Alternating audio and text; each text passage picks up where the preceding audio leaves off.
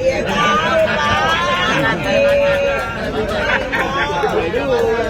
Ya sekitar ada 8 jam lah. 8 jam baru bisa makan. Iya, dari jam 4 sampai jam 10 baru kelar. Ya kan kemarin habisnya kan tanggal 31 Desember. Nah, dapat perpanjang lagi 1 bulan. Nah, 1 bulan habis itu keluar baru. Ya kita pulang aja nungguin surat ini. Melihat kapal-kapal yang memang menumpuk nggak karuan ini ya. Jadi si penting lagi ini bahaya. Terlalu bahaya kapal yang rapat-rapat. Pak Dirjen tangkap, selesaikan ya. Dalam 1 minggu bisa beres.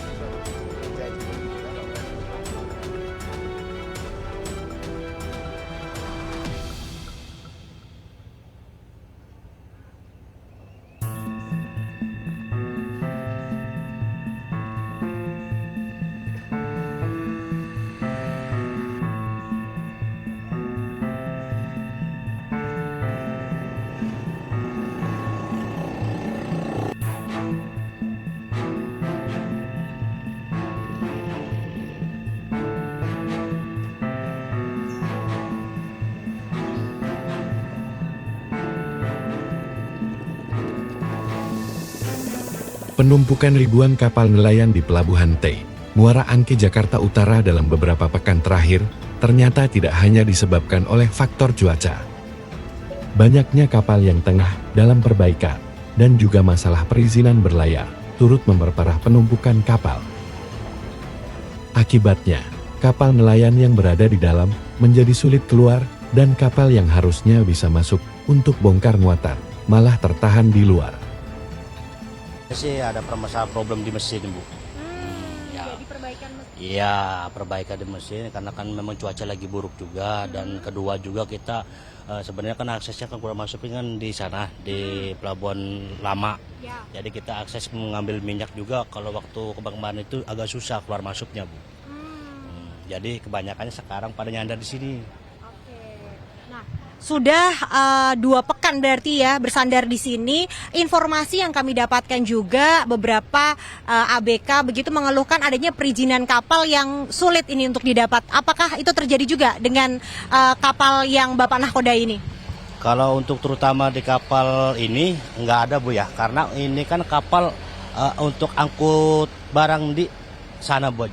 Bukan kayak ibaratkan untuk tangkap. Kalau ini kan khusus kapal pelele, jadi dia hanya untuk muat barang di sana, Bu. Nah, jadi nggak ada kesulitan. Nah, ada kebijakan baru dari pemerintah terkait pemasangan VMS. Apakah sudah dilakukan juga di kapal Bapak? Kalau untuk kapal kita udah lama, Bu. Udah PMS itu memang diwajibkan dari pemerintahnya kan kementeriannya. Nah, untuk peraturan yang itu untuk kapal cumi di bawah 30 GT baru itu pemakaian. Oke. Nah, mungkin ada harapan Pak dengan kondisi kapal Bapak hingga 2 pekan ini masih saat ini belum bisa melaut. Mungkin ada yang ingin disampaikan oleh pemerintah? Ya kalau untuk kita sih untuk kedepannya sih semoga lebih baik lagi ya untuk akses keluar masuknya ke pelabuhan karena kan untuk kapal pelele ini terutama nyandarnya di sana, Bu, ya kan. Jadi untuk akses ngambil minyak atau muat bongkar juga lebih enak juga untuk kapal-kapal yang bikin padat ini itulah jalurnya yang agak susahnya. Oke, baik. Kalau yang nomor 1 ini lagi perbaikan, kalau ini ke sana lagi nunggu cuaca bagus. Selain cuaca bagus, apakah gampang Pak untuk mendapatkan BBM? Kalau untuk saat ini buat masuknya sih yang susah, kalau untuk BBM-nya ada. Cuman akses masuk ke dalamnya karena kapal pada pulang semua kan, jadi numpuk di pelabuhan. Tuh. Untuk beberapa kapal ada yang surat izinnya juga susah dapat. Kalau Bapak bagaimana?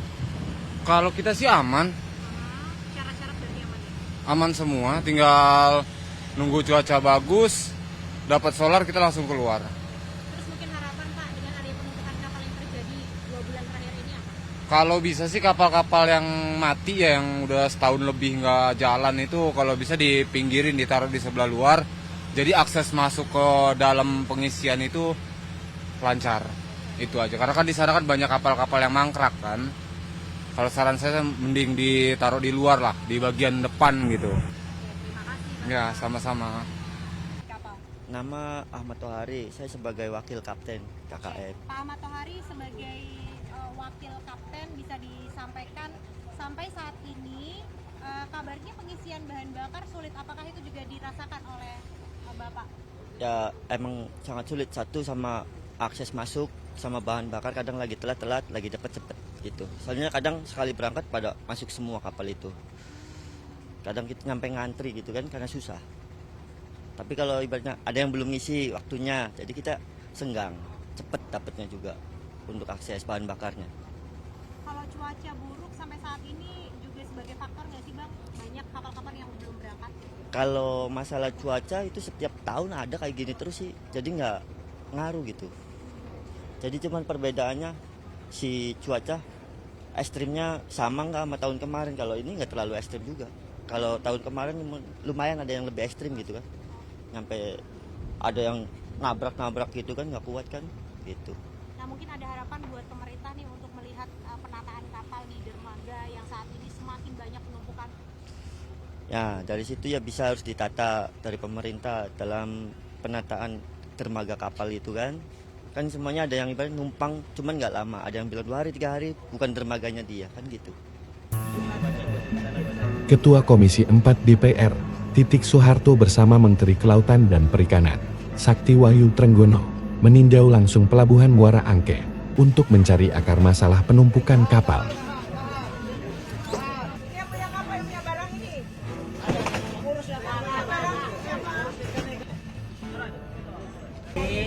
Ini di laut. Iya,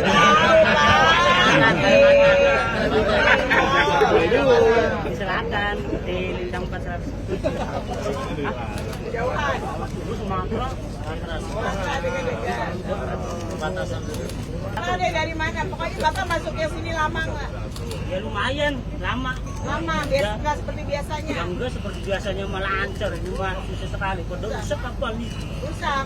Terus berapa lama untuk masuk sini? Ya sekitar ada 8 jaman lah. 8 jam baru bisa nurunin. Iya, dari jam 4 sampai jam 10 baru kelar. Biasanya? Ya biasanya mah 1 jam, Pak. Ya selesai. Sama jaring campur. Ada jaring, ada... Berapa hari daratnya di sini? Berapa hari? Di sini ya. Operasi. Oh, operasi di 130 hari. 30 hari dapat segini. Ya kan ini kan musim baratan, Bu. Kalau musim baratan kan kita berarti sama cuaca. Apa namanya, kontrak sama pemilik kapal? Iya. Oh, join ya. Oh. Mendaratnya di sini, nggak transshipment di laut nggak? Awas lo ya, ketahuan transshipment di laut. Kamu pasang VMS nggak? Ada. Bener nih. Oh, tutupin panci lagi. Jadi langsung dibekukan di toko gini. Berapa hari kerja? Berapa layar? 8 bulan. 4 bulan. 4 bulan terus baru base-nya di sini. Mangkalnya di sini. Pergi 4 bulan, balik lagi sini, jual sini. Selalu di sana 571. Lalu operasinya selalu di sana. Laut India ya?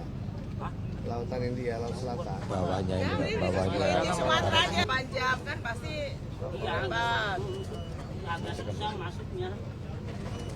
Kadang-kadang Nama kapalnya Apanya? ya, kalau mau masuk kapal tuh banyak yang rusak. Habis dipakai. Ini penuh dengan kapal.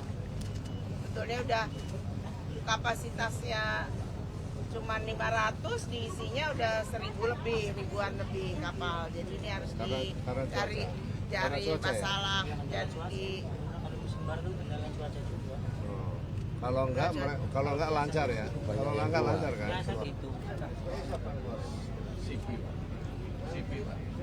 dari kementerian.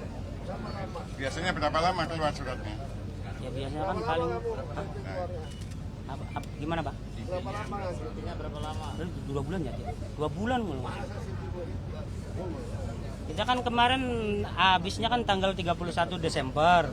Nah, dapat perpanjang lagi 1 bulan. Nah, 1 bulan habis itu keluar baru. Sipi, ya kita pulang aja nungguin surat ini, Bu. Yang izin selatan sama izin utara tuh dijadiin satu, Pak. Pemerintah berjanji untuk mempercepat proses perizinan kapal dan memastikan bahwa prosesnya tidak berbelit-belit. Di samping itu, revitalisasi pelabuhan Muara juga akan segera dilakukan. Kami putuskan untuk segera ke sini melihat kapal-kapal yang memang menumpuk nggak karuan ini ya. Jadi di sini ternyata kapasitas 500 diisi lebih dari 1.500. Jadi dan yang kapal habis melaut merapat itu perlu 8 jam untuk dia menurunkan hasil tangkapannya itu. Ini satu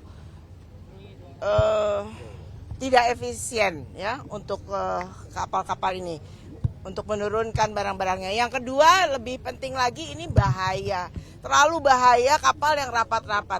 Amit-amit jangan sampai. Tapi kalau satu kebakaran ini habis semuanya gitu ya. Jadi ini kami minta perhatian pada pengelola pelabuhan ini dan juga minta kepada kementerian dari KKP untuk segera mengurai masalah yang ada di sini. Kapal-kapal ini yang rusak, yang mangkrak harus segera dikeluarkan karena ini mengganggu, memenuhi tempat.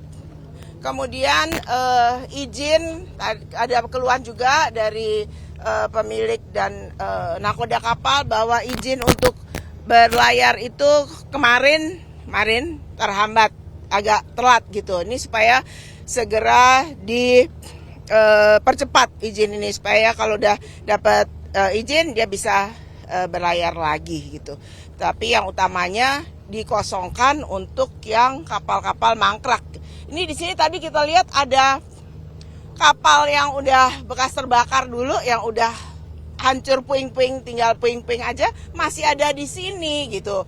Terus yang di belakang sana ada yang udah pasti nggak bisa jalan, udah amburadul kapalnya, masih didiamin di sini. Ini walaupun mungkin pemiliknya bayar sewa, tapi sewanya ini nggak seberapa dibanding kerugian yang ada di operasional daripada pelabuhan ini dan yang dirasakan oleh para nelayan ya, utamanya. Jadi kami minta segera untuk diselesaikan. Nanti Pak Menteri kami minta supaya segera menyelesaikan hal ini. Jangan kita biarkan hal ini. Ini sudah sering seperti ini, tapi tidak separah sekarang. Kebetulan juga lagi musim cuaca angin barat ya, cuacanya tidak baik. Jadi memang banyak yang ngedok di sini. Tapi kalau misalnya yang kapal yang mangkrak itu dikeluarkan, mungkin agak sedikit longgar lah di sini. Jadi Pak Menteri tolong diselesaikan cepatnya ya. Solusi dan langkahnya. Khususnya Dinas Perikanan ya. Kita akan selesaikan. Tadi saya sudah janji hari Kamis besok seluruh pemilik kapal kumpul di sini. Ini karena kita dipantau juga oleh Ibu Ketua Komisi 4 sebagai kolega kami. Tentu ini menjadi sebuah perhatian ya.